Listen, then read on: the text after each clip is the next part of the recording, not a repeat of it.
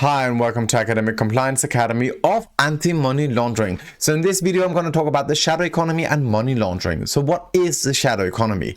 Well, when we talk about the illegitimate economy or the non-legitimate economy, we can divide it into two sectors or two segments, the underground economy and the shadow economy.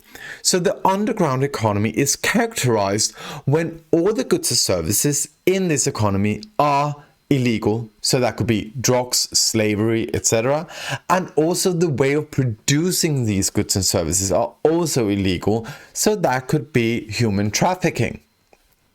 So when we go to the shadow economy, it is a bit different because the goods and services might be or are legal, but the way we produce it is illegal. So for example, we could have an invoice factory making invoices, but the way they do it is illegal. There's nothing wrong with creating invoices for companies or other services, but the way they do it through, for example, laundering money, that is where the illegality comes in. So when we have shadow economy, we can also divide that into the informal sector and the formal sector. The informal would be the private sphere. So if we go to work or do some work without paying taxes, and where the formal sector is more corporate based, so white collar crime, invoice fraud, etc. Why is shadow economy essential for the understanding of money laundering? Well, it is because we tend to grasp and we tend to have the perception that when we talk about money laundering, we're talking about money coming from the underground economy that needs to go to the legitimate economy, being cleaned and then maybe reinvested for illegal purposes again. Well, it's not that simple.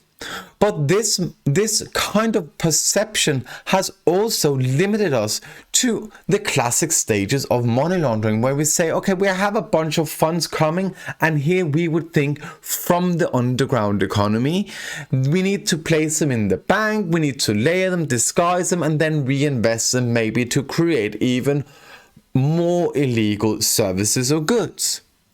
It is simply not just that easy, because we need to address now for the shadow economy. Another element, another stage has been created, because funds don't just come from the underground economy, from drug trade, and then you go into the bank with a bunch of cash, just deliver it at the counter. No, because we have set up regulations.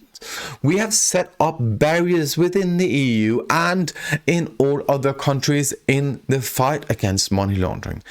What does this mean? Well, if you set up a barrier against certain people, they still need the service done. What they do is they create a hybrid. And this is where the shadow economy comes in, because then they have created legal businesses, but where they operate and the way that they make these legal products are originating from products from the illegal sphere, the underground economy.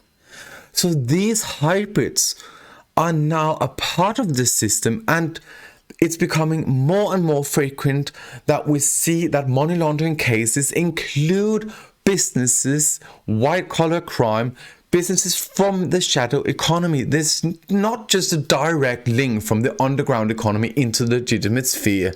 No, there is an intermediate. Therefore, we also need to understand that when we're talking about money laundering and the shadow economy, because it is growing bigger, because we set up regulatory barriers, we need to understand that the stages of money laundering, the method, the process has been extended. We need to understand that there's now a pre-layering, and this pre-layering is the transformation when funds come from the underground economy into the shadow economy. That is the pre-layering, and then the shadow economy is gonna be now the most used connected link to the actual placement where we've put the funds into the legitimate financial sector. Also in the end, because we need to have some kind of secrecy and layering also after. So we got post layering, we do the same process again. We secure that the way that the goods that we want to reinvest in the underground economy goes through an intermediary. This is not rocket science, it's not new stuff. We've known it from Hawala systems, even to cryptocurrency. But there is a new element. We need to understand that the legitimate financial sector is rarely directly connected to the underground economy. There is an intermediary, and that is the shadow economy. It is essential for the understanding of money laundering. This was just a short video on the effect and the influence that the shadow economy has on money laundering. Stay tuned, subscribe to this channel, and let's talk much more about money laundering.